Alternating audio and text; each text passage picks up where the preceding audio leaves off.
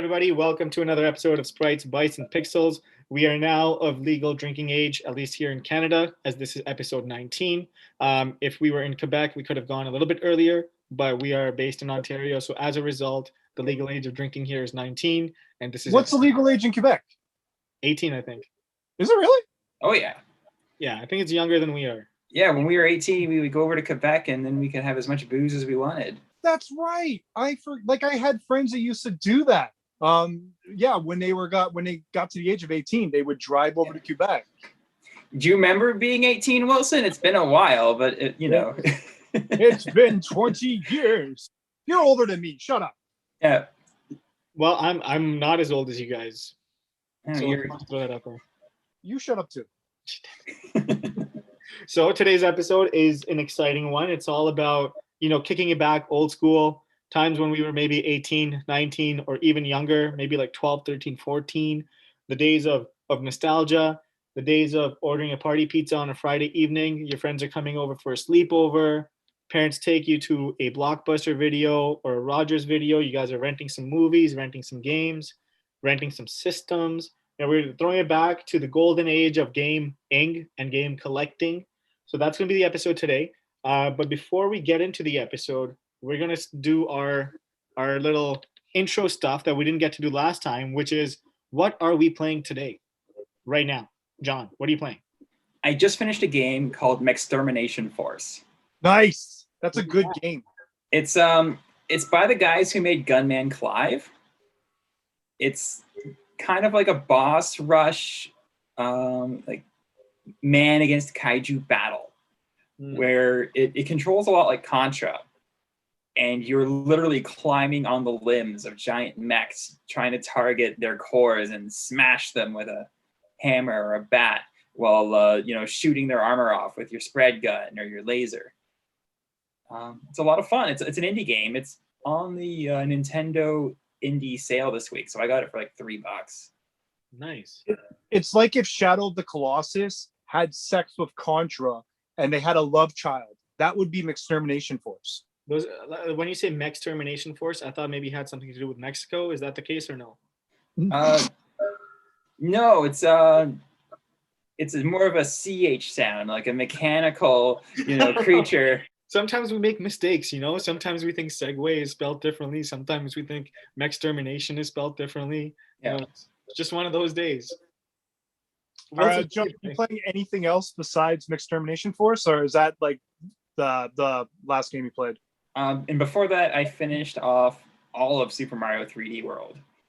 Oh, I saw that. Yeah, So, you got all the stickers, and you did Bowser's Fury. I did Bowser's Fury in a day, the whole thing. Well, I've heard it's not that long. Like, it's not that long, but also I'm a man possessed when it comes to Mario. Awesome. Yeah. I is it as addicting as I've heard? It's a lot like Super Mario Odyssey, whereas it's a big sandbox, and when you get your collectibles, you just keep going. Oh. So, like any sandbox game. Oh, maybe I'll just do one more quest. Oh, what's over here? This is interesting. But yeah, it's a short game, and it's a relaxing game, especially compared to the difficulty of the bonus levels of 3D World.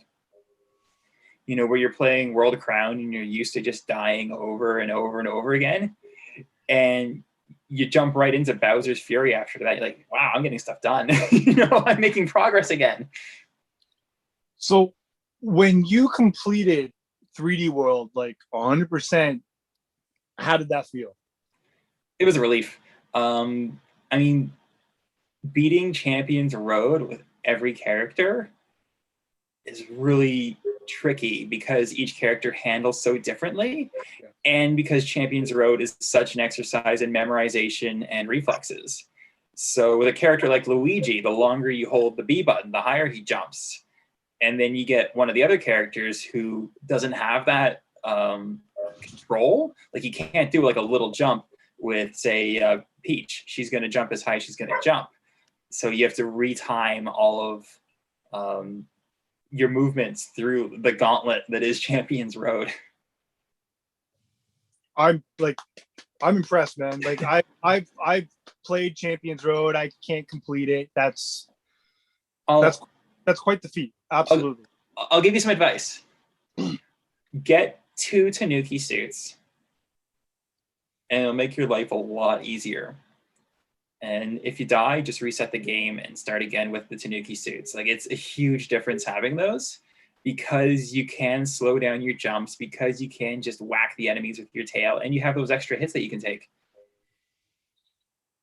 So for all those serious Mario gamers stuck on Champions Road, get the Tanuki suits. They make a big difference. Nice. What about you, Wilson? What are you playing? Oh yeah. So I finished Crosscode. I finished Crosscode like 2 weeks ago, maybe. After like 80 plus hours. Wow. Yeah, it's a big game. And there's a lot to do. And what I've started doing with games after I've beaten them is like look up like speed runs of these games. So I watched someone beat Crosscode in like 29 minutes. What? It involves a lot of glitching and a lot of like, but it was like really funny to watch like someone beat it in 29 minutes, after I had completed It's a pretty long time to beat it, to be honest. Yeah. Oh yeah. No, it's a you say a pretty long time? To beat it. Yeah. To beat it. Oh, you're being gross. Yeah. Are you being gross? Yeah. Are you being is he being gross? Stop being gross. Okay, but sorry, back to you, Wilson. No. I want to hear more about Robin being a man of stamina. I said that was a long time, not a short time. So 29 minutes is a long time. Yeah, oh, okay. Yes. You're disgusting. So yeah, after I beat Crosscode, I went back to Dragon Quest 11.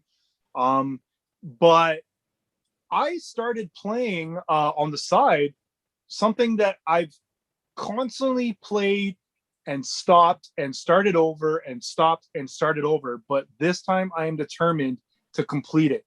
And that is Super Metroid. I have never, being someone who loves Metroidvanias as much as I do, I have never completed Super Metroid. Ever.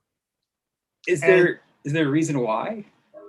I get bored, I think, or I get lost, or it doesn't keep my attention, or some other game pops up that I'd rather play. And after I'm right near the end, I am stuck. I can't seem to find the last enemy that area where the statues are, and like as you defeat the bosses, the statues go gray. Yeah, I can't find I guess it's Ripley I'm looking for. I can't find Ripley.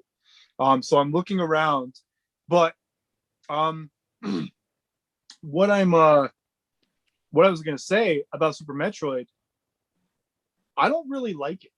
I know people praise it.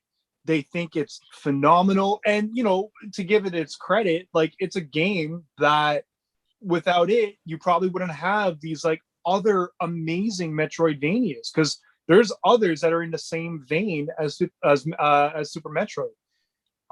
But I don't like it. I don't like the controls. I think it's a little bit like it's like a slow pace. It feels like the way Samus jumps. The wall jump was very frustrating to learn. It's very cryptic at times. And that's fine with a Metroidvania, but usually with a Metroidvania, the cryptic parts are like the hidden areas, not like the main places you need to go.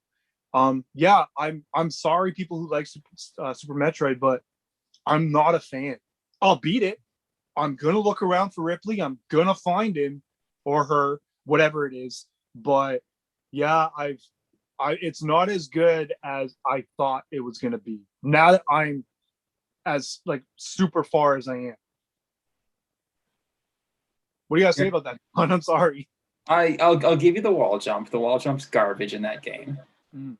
But I mean, the original Metroid controlled like shit too. Oh, absolutely. No, it's definitely better than Metroid, but compared to like other Metroidvanias that I've played,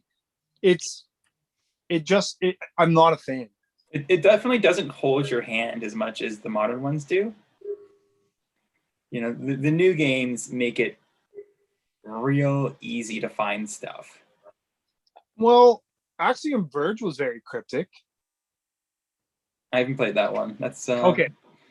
Axiom Verge doesn't hold your hand either. But I don't know. I found Axiom Verge to be like a little bit more entertaining.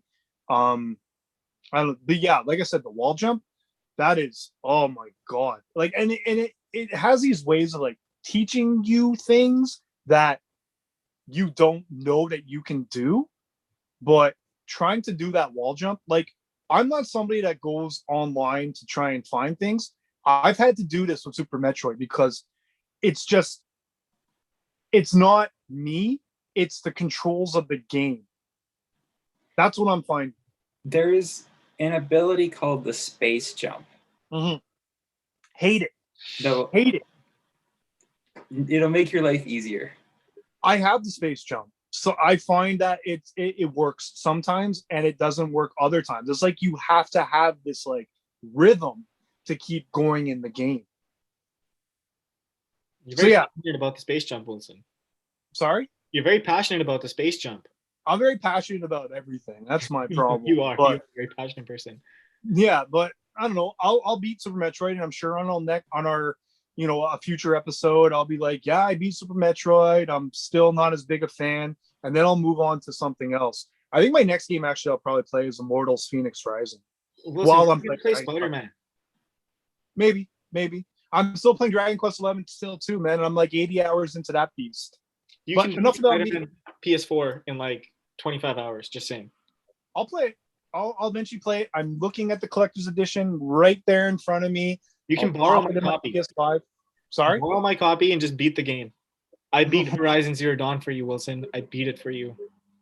I mean, to be fair, Spider-Man is the best game on the PS4. Yes. Thank you, John. Appreciate it. The people who complain about it just aren't willing to practice. Yeah. Oh no, I've watched Bobby play it. Yeah. Bobby, who's been on the episode before, I've watched him play it, and it looks super entertaining. I love open world games, but also with open world games, I find that they demand a lot of your time, especially with someone like me who explores everywhere. I can like explore for hours, not doing anything in the game, but exploring and finding things. And that's my problem with like open world games. Have you been to New York? Have I what? Have you been to New York? Ever? No, I've never been to New York. You get to explore New York in this game. Wow. During lockdown. Yeah. You know, I've explored New York in like other Spider-Man games because I've played Spider-Man 2 and I think Spider-Man 3 on Xbox and 360 respectively. Oh my god, I said Xbox and my Xbox just went on. It's technology for you, man. That's weird. Yeah. Anyways, enough about me. Robin, what about you, man? What are you playing? So I'm currently playing the game of life. Oh, my like gaming games, I've kind of taken a step back. I'm working on a new gaming project for real life. And essentially it's I'm looking to create a pricecharting.com, but a different version of it. So it's going to be more so focused on like sealed stuff and stuff that you guys love, which is graded stuff. Because I feel as though price charting and Game Value now do a great job of aggregating sales data for like loose and CIB stuff, but they fall short with the higher end stuff. So I'm trying to create something that gives you better visibility into sales prices. So yeah, that's currently what I'm playing is the game of life and working with developers to get this thing going. I think Metroid is less entertaining. I can't say that I approve, but I admire your zest to attract the worst people to our hobby. Yes. Hey, John, I every single day I wake up, I'm like, how can I piss John off today? Like, what can I do that will make John lose even more respect for me as a collector? And let me take one step forward towards that. Oh, no, this has nothing to do with respect for you as a collector. You're a fantastic collector. You're just a shitty gamer. I it's true. I mean, I haven't won any gaming prizes yet. You're not playing your games because you're trying to focus on your money making project. That's true. Hey, one day maybe I can make money from games. Like that's the dream. I mean, this might be like a crazy idea, but maybe make a game. Honestly, I've thought about it. Yeah. I'm not even kidding. I have thought about it. I think like one step at a time. I'm gonna do different things that give me more exposure to different avenues and different facets of the gaming world. And I have actually thought about like doing a game. So it's not far fetched. It's not far off. Yeah. Maybe it's in the horizon. It's very ambitious of you, Robin. Like going from like point to point to point to try and learn the different factors of like gaming, like all the elements of gaming. It's fun though, man. Like I think like the way that I liken it is I used to play this game called MapleStory a lot.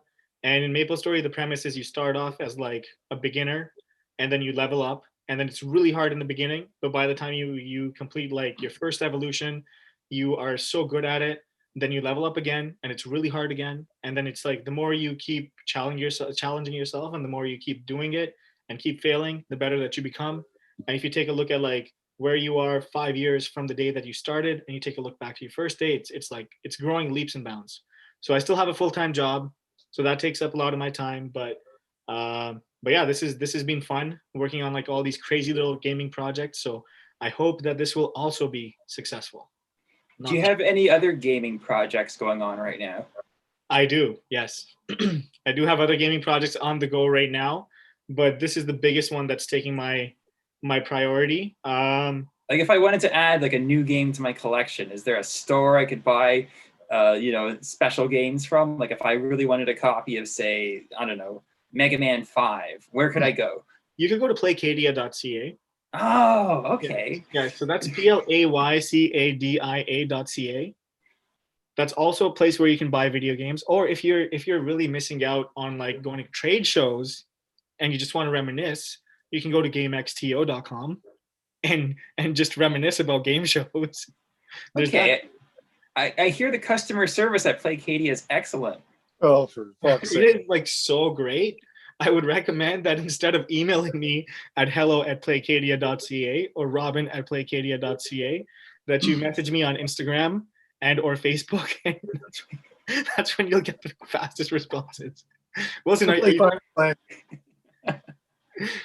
All right, Wilson, we're done. We're done plugging all of my gaming projects. Oh, good. Yeah. Hey, look at Wilson's collection. Oh, Wilson, please do tell us about your collection. How did you amass such a great collection? So many games. Playcadia? Is that the right answer? What's going on? Playcadia.ca. Don't forget the plug. We'll link it into the comments below. Yeah. Yes. All right, so that was a pretty long intro, 26 minutes. I think it's a record for us. Wow, Holy shit. That was 26 minutes? 26 minutes of an intro, yeah. It's fun times. So, yeah, we actually have a topic to talk about today. Oh, we do, yeah. Yeah, and the topic is like the golden age of video game collecting. So I kind of like preluded to this, and like you guys are older than I am, so maybe your experience with this kind of stuff is different. But for me, Friday evenings, like especially during summer break, were incredible because I would take like 10, $20 from my mom and then bike myself up to Blockbuster with my friends or go to like Rogers Video and rent a movie and rent a game. And then we'd come back home and we'd play games until like 5 a.m. and eat a pizza. Those were like the golden age of gaming times for me. A pizza, not we'd eat pizza, we'd eat a pizza. Yeah, we would eat the whole thing. Yeah, 100%. Yeah, no, there's no leftover pizza after a gaming marathon. No, man. Even these days, like I order a large pizza at least once or twice a week, and I eat the whole thing. I eat a pizza. I don't eat pizza. I eat a pizza. Is that not normal? You guys don't do that? It depends on the size of the pizza. Large, yeah, large pizza. Yeah, like a 24-piece, party pizza. I struggle to put those back. But what about like a 10-piece pizza, 14 inches? I top out at 4 slices. Like if I have 4 slices, like I need a nap. Okay. Okay, fair enough. Enough about pizza. We can plug pizza as much as we want to plug Playcadia as well. But If you want pizza, go to Playcadia. That's Playcadia. They probably got games about pizza. Yep. So after you go to playcadia.ca, just navigate back to the URL bar and just type in pizza places near me. There's a new promotion. If you buy a multiplayer game from Playcadia, they will pack in a slice of pizza with your order. Yes. Freeze dried in shrink wrap, so you can just pop it in the oven while you wait for your game to load and have a slice of pizza. And remember when you used to have friends. Yeah. Can you imagine opening a box? There's a game and a pizza. Wouldn't that be the best marketing gig ever, though? I would love that. Like, rent GoldenEye. It comes with some controllers, and the pizza's in the box with the game. Yeah. And based on one of our previous episodes, the controller already has the Cheetos crust on it, so it's very authentic. Oh no. And for COVID times, it also comes with 3 pre-shrunk frozen friends that you can put in the oven to heat up and to play the game with you. No. Don't you guys remember those freeze-dried like dinosaurs? You put them into like a 2-liter bottle of water and they grew up like they would get right. That's what you would do. Yeah. They're like sponge monsters or something. Sponge friends. Yeah. It's a new business idea. Let's do it. All right. Playcadia.ca. A sponge monster with every order. And pizza. Okay, so that was my golden age of gaming. I think I talked about that for 5 seconds before we went and started talking about something else. But what about you guys? Like, what is your golden age of gaming? Is it today? I grew up, I'd say, that we're in the golden age of gaming now. But when I was a kid, I was about 15 minutes walking distance from a Blockbuster, which meant that every weekend I could walk down there and try out a new Super Nintendo game. I got to play a lot more Super Nintendo games than I owned back then because I rented every weekend.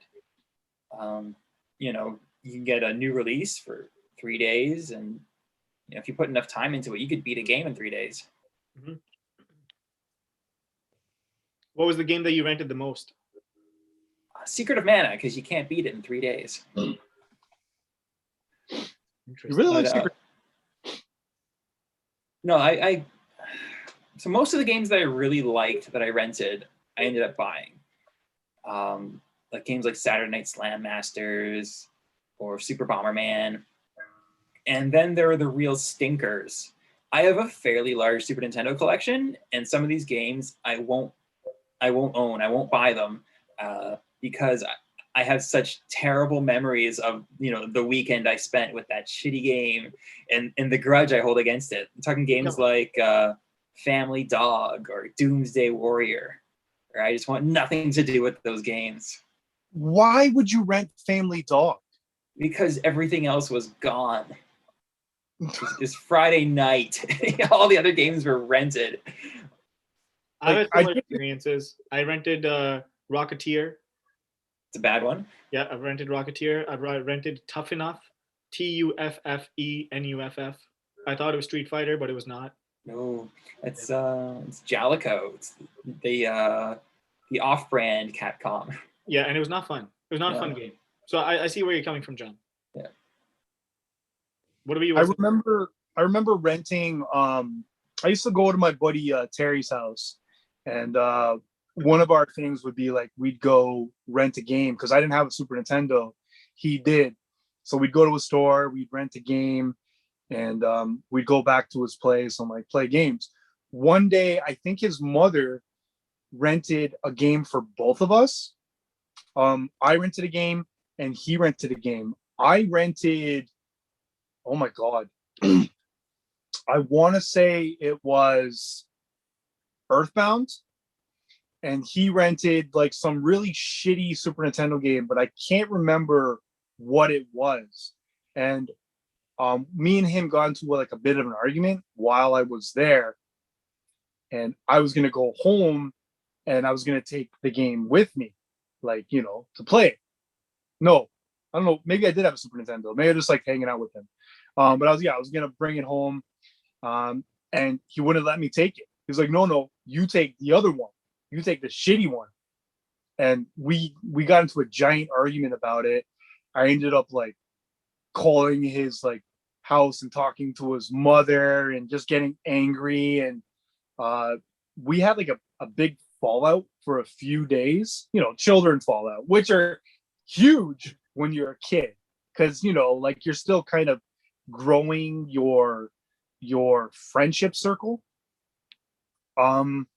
We eventually made up, but it was like it's all one of those things that I remember, like getting into a huge argument about video games. That didn't happen a lot, but that's one of those memories. And yeah, after that, like we'd rent games from Rogers Video. We didn't really go to Blockbuster that much. It was more Rogers Video, and we'd rent games from Rogers Video every once in a while. And I had a lot of experiences playing Super Nintendo games with my buddy Terry. Those are some of my golden memories. I didn't do a lot of renting as so much as my friends did. Okay. So you had a brush with Family Vendetta over Earthbound. And you also rented Earthbound for a weekend to play with a friend. Mm-hmm. But in one of our past episodes, I told you guys how I had rented Earthbound one time and I had completed it in that renting period. I had an experience kind of like that where I rented Utopia. Super Nintendo? Super Nintendo. And a friend of mine was in town for the weekend because he lived up in Barrie. And he was so smitten with this game that he became addicted to it. And he couldn't put the controller down until he had, gone as far as he could with Utopia. And I didn't get to speak with him for the whole weekend. He was in town visiting because he couldn't tear himself from the Super Nintendo. Wow, that sucks. Have you guys played Utopia? Like, is it good? I haven't played it. It's all right. It's SimCity in space. Is that what it is? Oh, yeah. Yeah. Right. You guys remember going to like Microplay, and Microplay had those TV set up in front of wherever the cashier was with a bunch of different games, and you could pay like $2 an hour or something and just play video games. Did you guys have that? Sort of.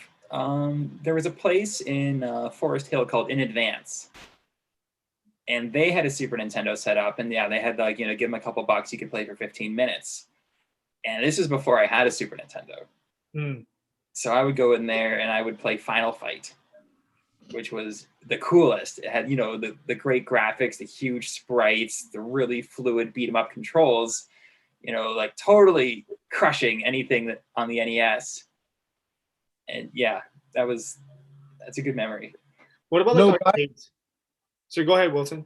There was no guy in Final Fight. There was no guy in Final Fight unless, here's a segue, unless you played the Blockbuster version called Final Fight Guy, which replaced Cody with Guy. And so no Cody in that one. Yeah, there's no Cody in that one. Why would they do that? Like, why not just let people play every single character?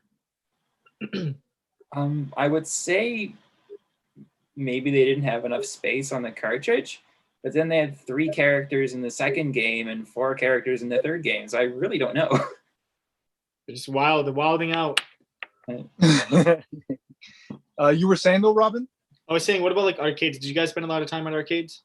Yes. Oh, yes. Yeah, I didn't. So when I was growing up, there weren't very many arcades around. There was one so I grew up in Guelph. There was one arcade called Timbuktu, and I used to go there. But it closed down, and I was only in Guelph. So I came to Canada in like 1995, and I left Guelph in 2004, 2003. And within that time frame, that place got shut down. So I didn't get a lot of experience in arcades. So I want to know, like, what was your guys' experience? Was it like this like crazy mecca of gaming, or did you guys see like a big uptick in terms of people going to arcades and then it kind of like dissipating and going away? So I grew up near Yonge Street, near Yonge and Bloor, and we had a fairly significant arcade just south of Charles Street on the west side. And then I was like a 20-minute walk from Yonge and Dundas, which had 3 more arcades, including Funland, like the best arcade in Toronto. So I was going to arcades during the Killer Instinct craze. Mm-hmm. And this game would attract huge audiences of people who were watching these crazy, 35 hit ultra combos, really cutting edge graphics for the time. And everyone's just watching this game. And the guy who owned the arcade was behind his counter screaming at people, "What are you doing? Why are you just watching? Play something. Come on." He's pointing at the other machines. Play something. And they're like, nope, they just want to watch Killer Instinct. They only have one Killer Instinct setup? There's only one Killer Instinct machine. Yeah. That guy should have bought more. He should have. I mean, that wasn't a thing back then, having, more than one version of the arcade game. Yeah. You still had your Mortal Kombat 2 or your Street Fighter 2 Turbo set up. And then all the way in the back, you could play like Magic Sword. Nice.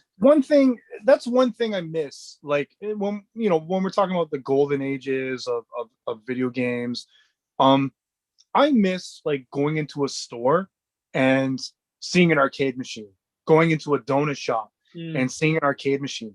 You never see that anymore, ever. I've gone into so many places that could have an arcade machine right there, and it's not there. I used to, like, a lot of my memories are going into these places and like seeing games that looked so much fun, and they ended up being so much fun. When I lived in Scarborough, we used to go to Golden Mile, I think it was called, or across the street from the Golden Mile was a mall. Yeah, the Golden Mile was like this giant like shopping center, and across the street from it was an actual mall. I don't remember the name of the mall. Eglinton Square. It was called Eglinton Square. And there was an arcade in that place. And I think that's probably the first arcade I ever went to. And there were like games, like it was like this giant like room, and there were games like all around in like a giant rectangle. And a lot of my memories are from there, like Wonder Boy. I played a lot of like Donkey Kong, a lot of shooters. A lot of times I would play a shooter because other games were either taken or that was like the most interesting. I like with the arcades, like I went out of my way to like try games that like the most interesting, most obscure kind of games. I know I'm going like all over the place, but like it's just like when you started talking about arcades, like that just really blew my head open, because I didn't even think about all the experiences I had with like these arcades. And I know there's people now who buy arcade machines to kind of like relive that experience, but I honestly don't think we could ever duplicate that unless we had an actual arcade to go to.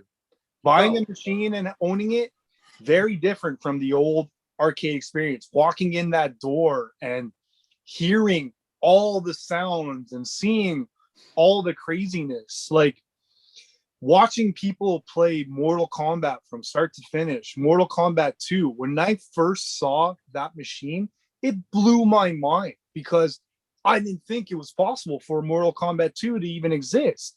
And then I see it and I see people playing it, and it just like it was amazing. Like X-Men. Do you remember X-Men, the arcade game? I didn't play that. I used to have not used to. When I lived in Oshawa, actually, before I moved back to Oshawa, I lived in Oshawa, and across the street was like a Becker's. And I'd go to that Becker's, and it's like this giant Becker's and a couple of arcade machines. There was Mortal Kombat, there was an X-Men, and I'd walk in, I'd see people playing that X-Men beat 'em up arcade game. And like it was amazing watching people play, because you didn't always have to play yourself. You could just, someone be there and you could like be a spectator. And I sometimes wonder how people felt about spectators. Like, John, were you ever good at a game like on arcades and people would actually watch you play? Yep. Yeah, like what was it? What game? Tetris. Oh. So there's a story here. I wanted to talk about barcades Yes. Have you been to a barcade, Wilson? I have not. And when I was saying, unless they go to an arcade, like I was thinking barcades as well, because I know barcades have kind of stepped in to kind of fill an arcade shoes. I know they're a bit different in how they are. Now, does Dave and Buster's count? Because I have been to Dave and Buster's. Yeah, but so in Toronto at least, about 4 years ago, we had a bit of a renaissance with barcades. Yeah, like Tilt.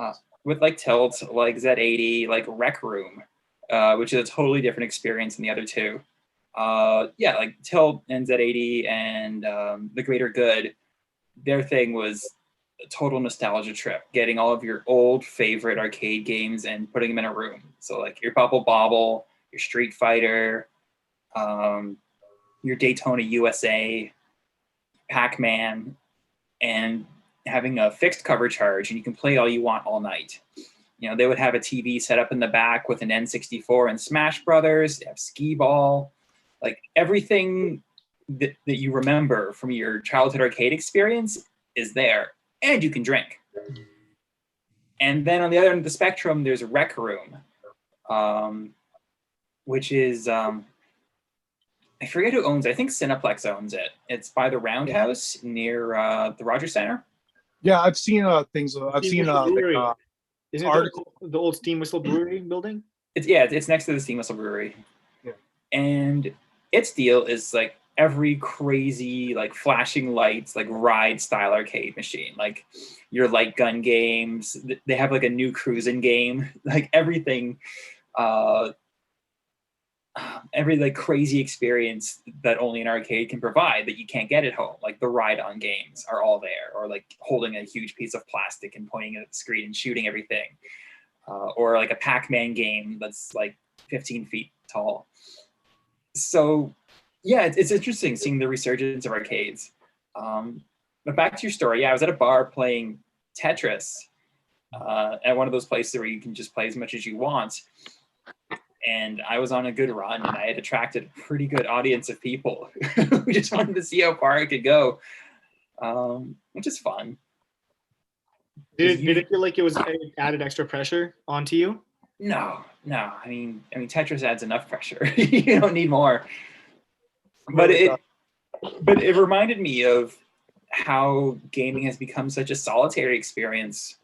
Nice. You know, now if I want to play online, I just go onto my Switch, play Mario Kart with a bunch of strangers from my couch, you know, instead of being around people like we used to do when we rented from Blockbuster.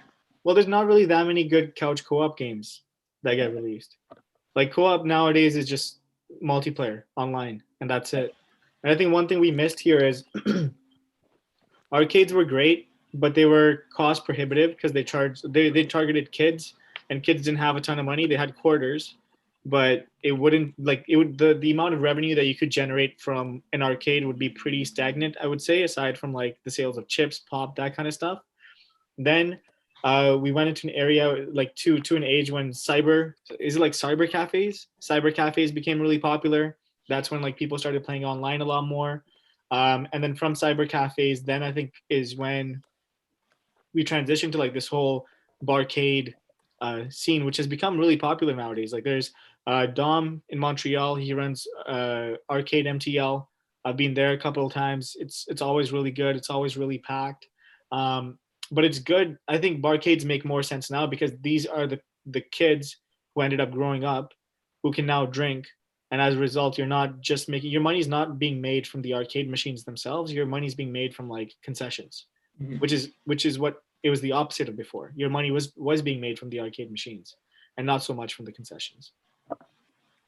Sorry for all that. I was trying to charge my phone. I saw that it was dying. So that's what all this was. I thought you were wrestling with your stuffed animal. Yeah, no, you were talking about cyber cafes though, and yeah. I was gonna let you finish before I went on to that. Did any of you guys ever go to one? I wanted to try one. I don't think they even exist anymore. Sort of. It's kind of like, you have to search for them, but you can find them.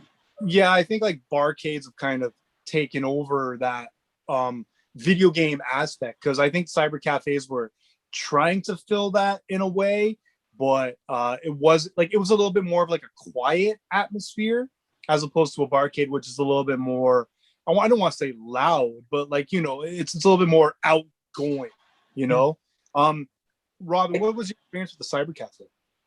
It was good. This was back when I think we had dial-up at home, so I couldn't really be on the internet much at home as it is. And I would just go to cyber cafes and I would just play games. It was cheap. It was like $4 an hour or $5 an hour or something. And then you could just go and you could just game and not have to worry about like using your, because back then, like now we're so used to having unlimited bandwidth on a monthly basis because streaming is a thing, online gameplay is such a thing. But back then the internet was like, it wasn't really in its infancy, but you weren't really utilizing that much data. So if you were a gamer and you wanted to play online, you would be using a good chunk of your family's data just playing video games. And at least in my whole household, like I would get in trouble for that. So for me, it was better for me to just go to a cyber cafe and like spend $8 or $12 and play for like 3 hours straight, playing a specific game, whatever it was. What did you play? I don't remember. I think like this must have, I think I started MapleStory in 2006 or 2005. I want to say it was before this. Like there was some sort of a gun shooting game. It wasn't Counter-Strike. It wasn't any of those ones. It was like an offshoot gun shooting game, but my friends really liked playing it. So that's what we used to play. I don't remember the name of the game, but it wasn't like a major franchise. Something I wanted to allude to was that back in the early 90s, arcades and cyber cafes both represented a significant technological jump. You know, if you were, I mean, with an arcade, you wouldn't be able to play Fatal Fury 2 at home unless you owned a Neo Geo, you know, which was $1,000. You know, you had to go to the arcade to play that game, which looked way better than anything on the NES. And then with the cyber cafe, if you wanted to play Quake with your friends, you had to own a pretty good computer. You know, you couldn't play that on your 486. You know, you had to use someone else's computer. And to get all of those machines together in one room was something that was impossible to do if you're some teenager in like 1995. So that's what made these places such a destination. And, you know, where arcades don't have that advantage anymore because you own a photorealistic PS5 that you can play on your 65-inch television screen in your living room. You know, it's the same struggle that movie theaters have competing, you know, with Netflix, is that the home experience is so awesome that you don't need to leave your house for the gaming experience. You know, you look at Tilt, you look at, you know, any barcade, you go there either to ride the arcade machine ride, you know, sit in the seat and play with the steering wheel, or to get drunk with your friends. Yeah. So none of us own arcade machines. Your Pokemon kiosk. Yeah. So none of us own arcade machines. What would be the arcade machine that you would want to own? Out of all of your experiences that you've had with arcades, what would be the one that you would gladly put in your place? For me, I didn't play a lot of arcades growing up, but a game that I really enjoyed playing was Street Fighter. So I would love to get a Street Fighter arcade machine. I think the artwork on that would be really cool. It would be a really nice and fun piece. And it's an iconic game. So that's why I would want to get that. Or maybe now, Pac-Man as well.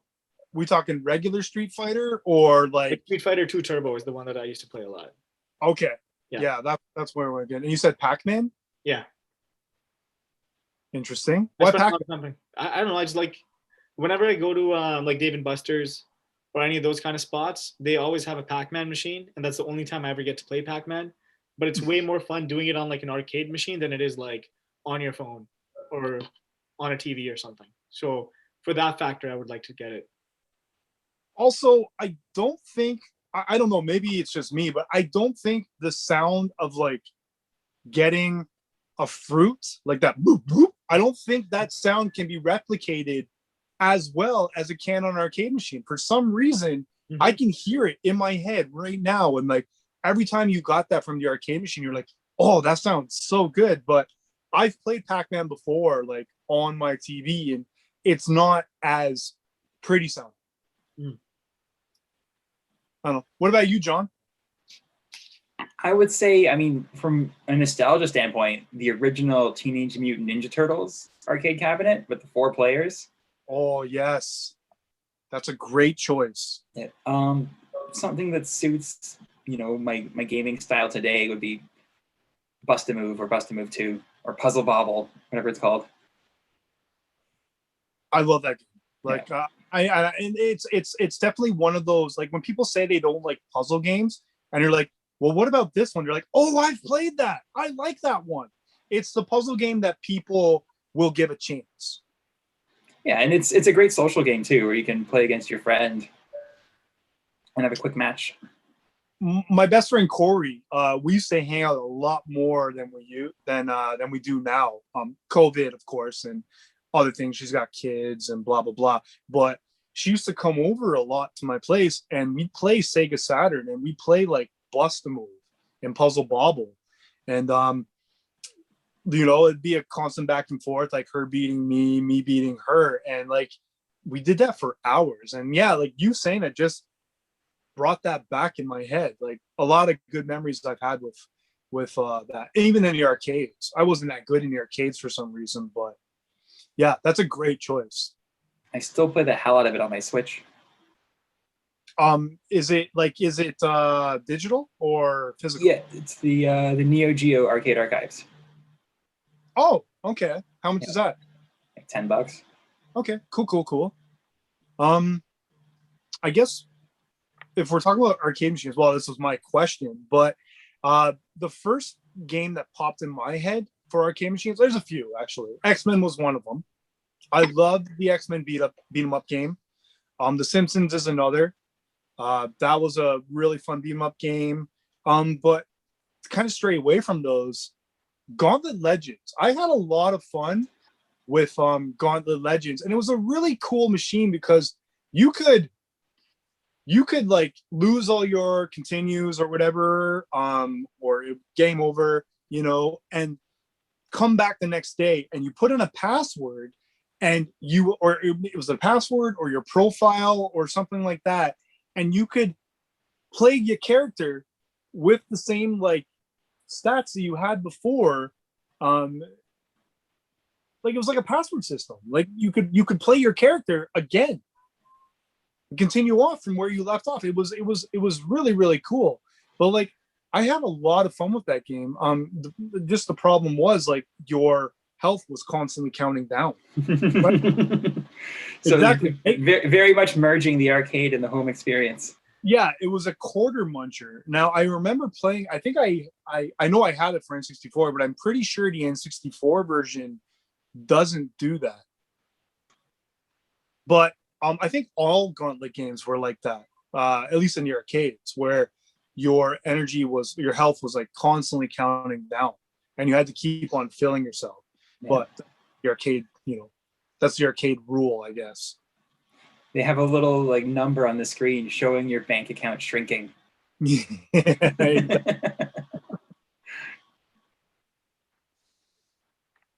Awesome.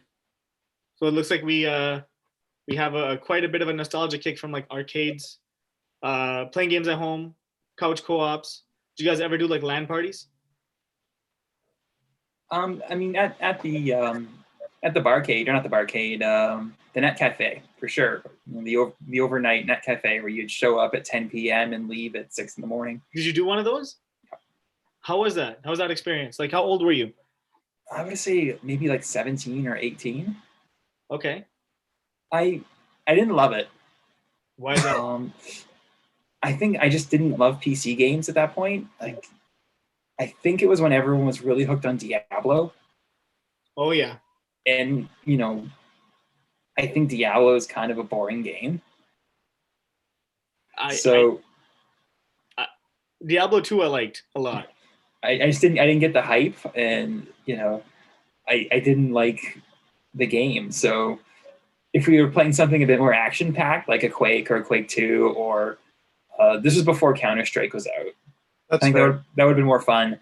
But playing like Diablo or StarCraft, where you spend a lot of time clicking on things and building up your army, and then a much larger army shows up and destroys everything you just made.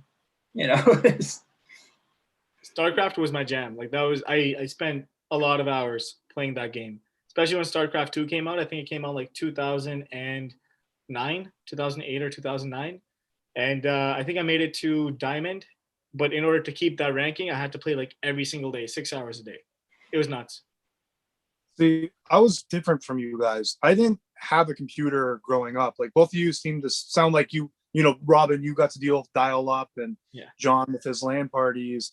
I didn't really get that experience. Like I would go to friends' houses and they would have computers, so that's how I got to experience like ICQ and MSN Messenger and RuneScape, even though I didn't play it, or EverQuest, which I also didn't play, but I'd watch them play it.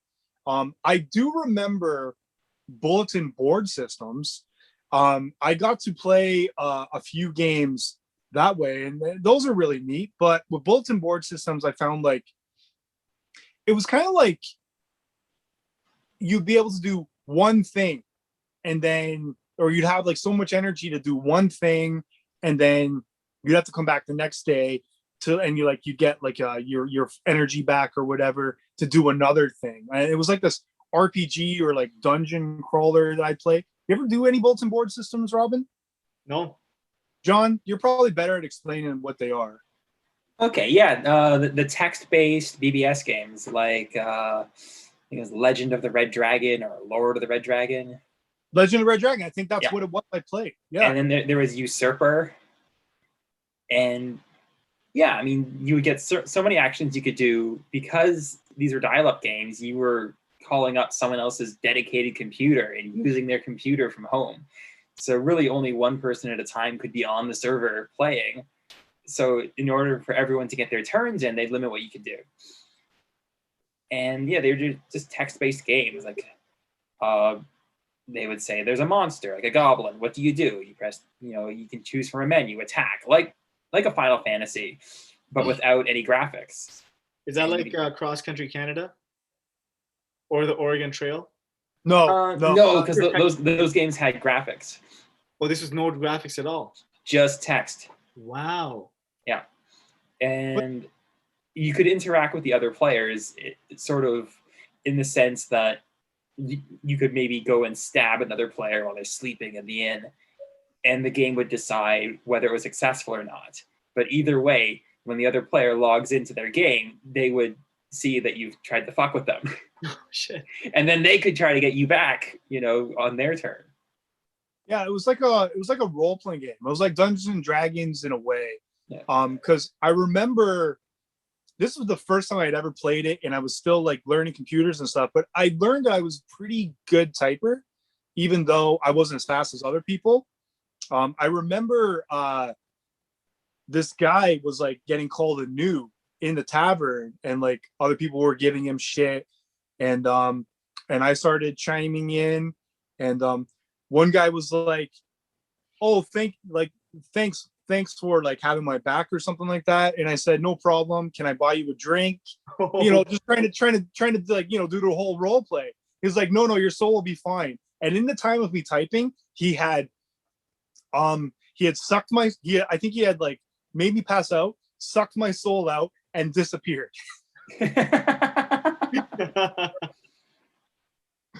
Oh my god. But it was a really fun experience, and unfortunately I didn't get that much time with them. Did he even exist anymore? I think for some like extreme niche group, yeah, you can still play those kinds of games. But nowadays, I think you get that experience on your cell phone, where you have those freemium games where you can only do so many moves per day, and you can interact with your friends.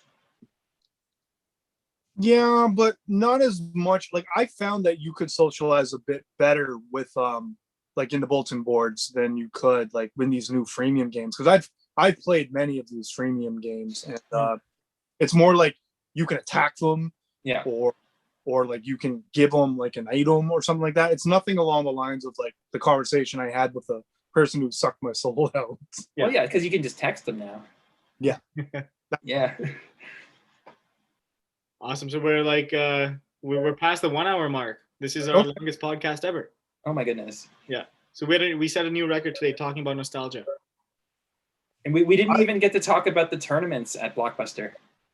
I never did those. Okay. You can't just leave us on a cliffhanger. What is it? What happened? Yeah, I know, right?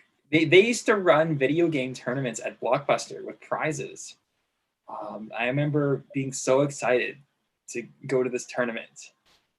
And I got there and I was the only one there because they would just run it over a week. And any customer came in, they'd be like, all right, you're going to play this game. And it was Teenage Mutant Ninja Turtles Tournament Fighters. And so I played against the computer. And, the person working at the store took down my score and said, okay, you're done. We'll let you know if you advance. And that was it. That was the whole tournament. I played one round against the computer in Teenage Mutant Ninja Turtles Tournament Fighters, and that was the last I heard of it. So you never got called back? I never got a call back. I guess I didn't do well enough. Damn it. You get a head-to-head, social one-on-one video game where you can pit people, against each other in a battle, to the death, a fight to the finish. And instead you just have people playing single player on their own with a staff member watching. Yeah, fun times. Thank you, Blockbuster. No wonder you're still in business. And Tournament Fighter. Of all the games that they would choose, they chose TMNT Tournament Fighter. Yeah. It's not that great. No. If I were to hypothetically have a fighting game tournament in, say, 2021, be Doomsday Warrior. Oh, definitely not Doomsday Warrior, which is, you can now play it on the Switch. It's one of the free games you can play in the virtual console. That's right. Yeah, it's on Switch online for anybody who wants to check it out. Yeah, I saw that and I almost cried. I said, why? Why would you do this to another generation? The suffering, the kids that will say, oh, Doomsday Warrior, what's this all about? And their hands trembling with sadness, they drop their Switch on the ground, shattering it to pieces. The suckitude of Doomsday Warrior. Pillows getting wet from all the tears as they cry themselves to sleep. Yeah. They're dispirited parents picking the pieces of the Switch off the floor. There, Billy. It's not your fault. You couldn't have known how shitty Doomsday Warrior is going to be. Well, so this episode was definitely not sponsored by Doomsday Warrior. No. Or Blockbuster. Yeah. Or either of those companies. It's sponsored by a different company. Placadia. Shadow Legend. Placadia, Wilson. Placadia, Wilson. Oh. PLA. I thought everything was sponsored by Raid Shadow Legends. No, once you get to episode 20, then they'll send you money. Oh, okay. They'll sponsor anything. Sweet. So this was a really good episode, guys. Any final thoughts, Wilson, John, about nostalgia trips? I honestly really enjoyed this episode. I didn't you guys really opened, you really made me think about a lot of things I hadn't thought about. Once you said one thing, my mind was like, and you remember this, and you remember this, and it brought back a lot of good memories of when I was a kid. And I wish that these memories could be, experienced by other people. It's just a shame that, I know we've tried to replicate certain things, but I really believe that the experience that we've had as children and as teenagers, video games, the new generation really can't experience that as we did. And it's a shame because there's a lot of good memories that they'll never, or for now, they won't be able to have. Especially the memory of the smell of fresh popcorn walking into a Jumbo Video. It's so much salt. Oh my God. Free popcorn. And then I feel like Rogers Video had a very distinct smell. Blockbuster Video had a very distinct smell. So it's I'm sure if I ever smelled those again, it would take me right back to when I was a kid. But the moment you walked into that Jumbo Video, you went right to that popcorn. Because what Robin's is talking about is that you'd go into Jumbo Video and they'd give you free popcorn. They had this like popcorn machine with like these little popcorn, I don't know, these little paper bags filled with popcorn. And you could like go up there and get some popcorn and walk around the store looking at stuff while eating your popcorn. Yep. And sometimes get double popcorn and not get anything and just eat popcorn and leave. Yeah. What about you, John? Like, do you have any final thoughts? Yeah, I mean, you mentioned that, nostalgia, that, you long for the old days. But, there's a whole another generation now building new memories that they'll look back on fondly, playing games like Fortnite, like Minecraft, like Among Us. So, I'm not worried about them. They're going to be just fine. And we're going to be just fine, We are. That's actually really fair. Like, they're experiencing things that we didn't experience, like we didn't get to have. Like you're right with the Among Us, like that's a huge thing, like a huge like online multiplayer game that people can enjoy. And like, it's like very quick playing. Like you play and you don't have to wait for like an hour to play again. Like you can go right back to it. You're right. No, you're absolutely right. I should have thought about that. But thank you so much for having me on the show, guys. This was a lot of fun. Yeah. It was a lot of fun. We set a new record for podcast time today. Sorry, guys. No worries. It was good. It's always good reminiscing about old times. For sure. All right. Thank you, everybody, for tuning in to episode 19. That means our next episode is going to be episode 20, which is going to be a very big one for us. Brought to you by Raid Shadow Legends. And Playcadia.ca. .ca. All right. Thanks, everybody. Cheers. Have a good day. Bye-bye. Peace.